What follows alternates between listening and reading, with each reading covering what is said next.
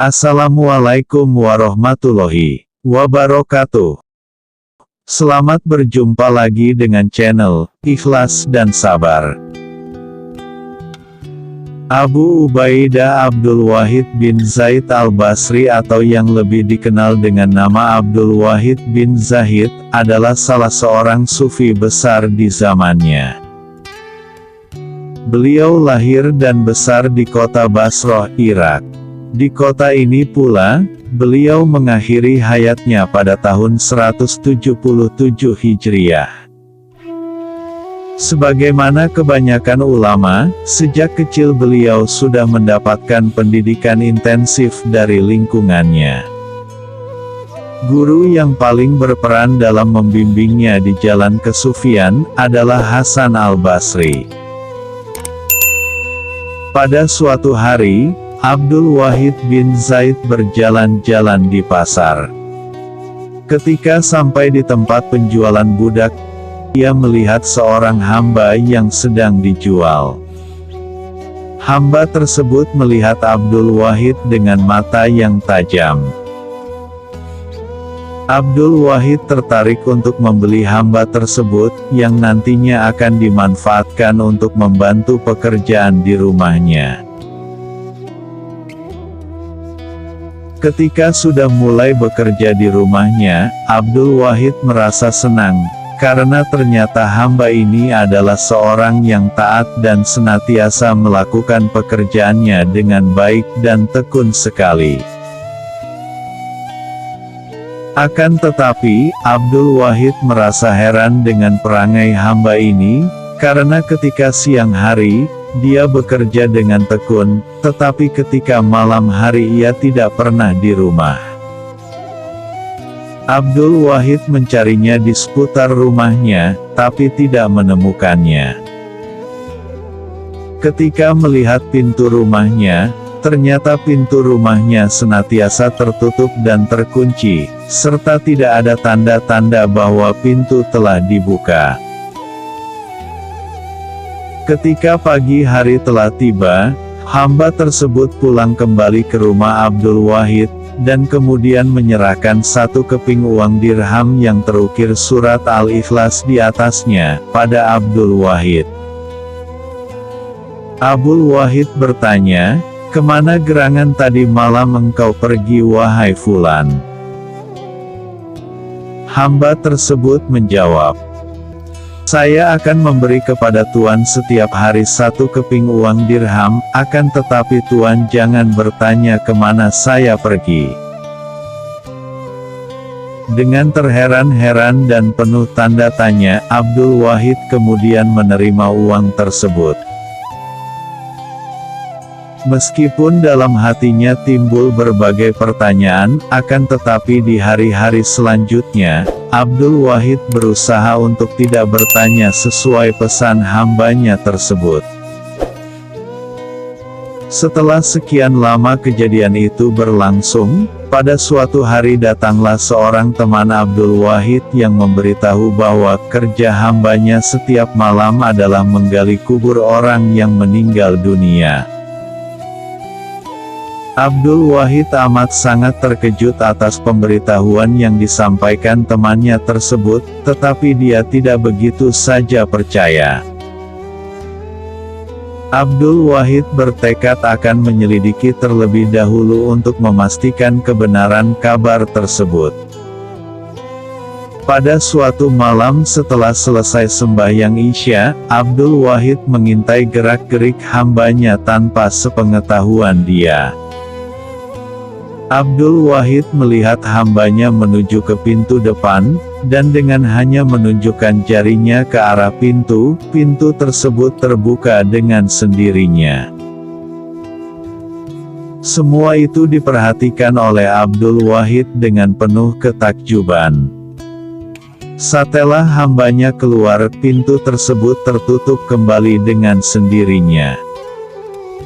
Abdul Wahid kemudian ikut keluar rumah dan terus mengikuti hambanya sampai ke suatu tempat yang lapang, yaitu padang pasir. Hambanya lalu menukar pakaiannya dengan pakaian lain yang terbuat dari kain gani. Selanjutnya, hamba tersebut menunaikan sholat sampai terbit fajar.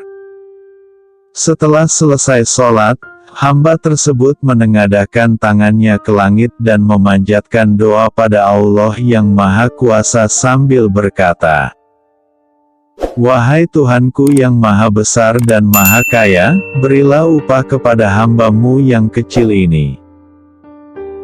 Selesai dia berdoa, tak lama kemudian jatuhlah sekeping uang dirham dari langit, yang kemudian diambil oleh hamba tersebut. Oleh karena hari sudah hampir siang, Abdul Wahid mencari air di sekitarnya untuk berwudu dan menunaikan sholat subuh. Ketika beliau berdoa, dia berjanji akan memerdekakan hambanya tersebut, karena hamba yang soleh itu sepertinya tidak seharusnya menghambakan diri kepada sesama manusia. Selesai berdoa, Abdul Wahid mencari hambanya, tetapi tidak dijumpainya. Dia telah menghilang dengan cepat sekali. Abdul Wahid mencoba mencari jalan untuk pulang ke rumahnya, tetapi tidak ketemu. Ternyata, tempat tersebut sangat asing baginya. Dengan perasaan cemas dan menyesal atas tindakannya itu, dan ketika dalam keadaan kebingungan yang tidak menentu, tiba-tiba dia melihat ada bayang-bayang dari jauh orang berkuda sedang menuju ke arah beliau. Dengan perasaan tidak sabar, Abdul Wahid menunggu orang tersebut. Ketika orang itu sampai ke tempat beliau, orang berkuda tersebut bertanya, "Apakah yang kamu lakukan di tengah-tengah padang pasir ini, wahai Abdul Wahid?" Abdul Wahid heran dan berkata di dalam hatinya, "Bagaimanakah orang ini bisa mengetahui aku, padahal aku tidak mengenalnya?" Abdul Wahid kemudian menceritakan kepada orang berkuda itu tentang apa yang telah terjadi pada dirinya. Mendengar cerita Abdul Wahid itu, orang berkuda itu lalu berkata, "Janganlah kamu merasa curiga terhadap apa yang terjadi." Abdul Wahid mengangguk-nganggukkan kepala, dan berusaha untuk memahami apa yang dikatakan oleh orang berkuda itu. Orang berkuda itu lalu bertanya lagi, "Tahukah kamu, berapa jauh jarak rumah kamu dengan tempat ini?" Abdul Wahid menjawab, "Saya tidak tahu. Jaraknya adalah 2 tahun perjalanan dengan menaiki kuda yang berlari dengan cepat," kata orang berkuda itu. Abdul Wahid terkejut dengan kata-kata orang berkuda tadi, sementara di dalam hatinya dia berkata, "Tetapi, ketika aku mengikuti hambaku malam tadi, sepertinya hanya beberapa menit saja perjalanan menuju kemari." Sebelum berlalu, orang berkuda tersebut berpesan kepada Abdul Wahid, supaya menunggu di sini dan jangan kemana-mana. "Dan nanti malam, hambamu akan datang dan kamu bisa mengikutinya ketika dia pulang." Selanjutnya, Abdul Wahid menunggu saja di situ, seperti yang dipesankan oleh orang berkuda tadi. Selama masa menunggu, Abdul Wahid sudah beberapa kali tertidur dan terjaga karena keletihan dan kehausan. Ketika Abdul Wahid tersadar dari tidurnya, dia mendapati makanan dan minuman telah terhidang di sisinya dan hambanya juga berada di situ. Hambanya kemudian mengajak Abdul Wahid makan makanan yang telah terhidang tersebut. Tanpa berkata apa-apa, Abdul Wahid makan dengan lahapnya karena memang merasa sangat lapar dan dahaga. Hambanya berkata kepada Abdul Wahid, "Janganlah Tuan mengulangi lagi perbuatan ini, dan tunggulah di sini sampai saya selesai sholat." Kemudian, hambanya menjalankan sholat sampai terbit fajar. Setelah selesai sembahyang, hambanya berdoa seperti malam sebelumnya. Dan tiba-tiba, jatuhlah sekeping dirham dari langit, yang kemudian diberikan kepada Abdul Wahid. Kemudian dia mengambil 1 dirham lagi dari sakunya, seraya berkata, "Ini uang dirham yang tadi malam."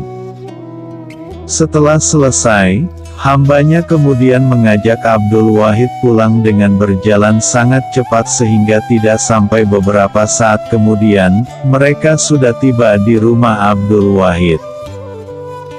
Hambanya lalu bertanya kepada Abdul Wahid, "Betulkah Tuan akan memerdekakan saya karena Allah Ta'ala?" Abdul Wahid menjawab, "Benar." Lalu hambanya menunjuk pada batu pengganjal pintu, dan mengatakan bahwa itu adalah uang tebusannya. Abdul Wahid merasa heran, bagaimana batu yang telah lama berada di situ, bisa dijadikan uang tebusan. Lalu Abdul Wahid mengambil batu tersebut, dan dengan serta-merta, batu tersebut berubah menjadi sekepal emas. Abdul Wahid sangat heran dan takjub atas keajaiban kejadian yang terjadi sebelum ini dan juga pada hari ini. Kemudian pada siang hari itu, Abdul Wahid pergi ke rumah kawannya yang menuduh hambanya menggali kubur, dan setelah bertemu temannya tersebut, dia kemudian menceritakan kepadanya apa yang sebenarnya terjadi. Sementara itu, di rumah Abdul Wahid terjadi kericuhan, di mana anak perempuan Abdul Wahid memaki-maki hambanya, karena dia menyangka selama 2 malam ini hambanya itu pergi tidak pulang ke rumah, serta menuduh hambanya membunuh ayahnya, karena ayahnya mengintip perbuatan jahatnya menggali kuburan orang. Anak perempuan Abdul Wahid, dengan perasaan yang sangat marah, kemudian mengambil sebuah batu dan memukulkan ke arah hamba tersebut. Pukulan batu itu mengenai mata dan menyebabkan mata hambanya itu keluar, dan dia lalu jatuh pingsan. Setelah Abdul Wahid kembali ke rumahnya dari berkunjung ke rumah temannya tadi, dia melihat telah terjadi keributan di rumahnya, dan sudah banyak orang yang berkumpul di situ. Salah satu tetangganya, kemudian memberitahukan kepadanya apa yang telah terjadi. Dengan perasaan marah, Abdul Wahid mengambil pedang lalu memotong tangan anaknya sampai putus. Abdul Wahid merasa marah atas tuduhan anaknya terhadap hambanya, padahal dia tidak mengetahui bagaimana keadaan sebenarnya. Setelah hambanya sadar dari pingsannya, hambanya lalu bangkit dan kemudian mengambil mata yang tadi terjatuh, lalu dimasukkan kembali ke tempat asalnya sambil berdoa kepada Allah, supaya memulihkan kembali penglihatannya. Setelah berdoa, matanya kembali sembuh seperti sedia kala. Kemudian hambanya pergi mengambil potongan tangan anak Abdul Wahid yang putus, lalu menyambungnya seraya membaca sesuatu. Tidak lama kemudian, tangan anak Abdul Wahid kembali pulih seperti sedia kala. Selanjutnya, hambanya mohon diri dan berlalu dari situ. Melihat kejadian-kejadian itu, orang-orang yang menyaksikan sangat takjub dan heran melihat keajaiban tersebut. Begitulah besarnya derajat orang yang taat dan patuh kepada perintah Allah, dan dia telah memperoleh derajat dan kemuliaan dari Allah Subhanahu wa Ta'ala. Demikian, kisah tentang keajaiban seorang budak karena dia begitu patuh dan takwa pada Allah Subhanahu wa Ta'ala. Semoga bermanfaat dan sampai jumpa di kisah-kisah yang lainnya. Wassalamualaikum warahmatullahi wabarakatuh.